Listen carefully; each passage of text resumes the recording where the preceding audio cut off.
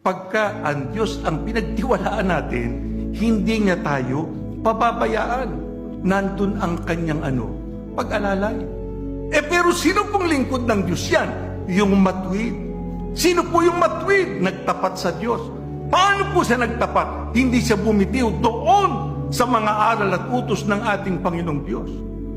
Kaya naman pagka naranasan mo na yung pagtulong ng Diyos, sapagkat dumaan ka na sa sapat na panahon para sa Diyos, napatunayan mo sa Kanya yung iyong katapatan, napakaginhawa na ng buhay mo.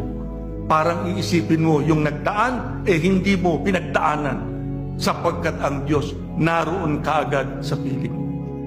Yan ang ating sampalatayanan, mga kapatid, para natin malampasan ang lahat ng pagsubok, ang lahat ng suliranin na anumang nasasagupa natin sa buhay na ito.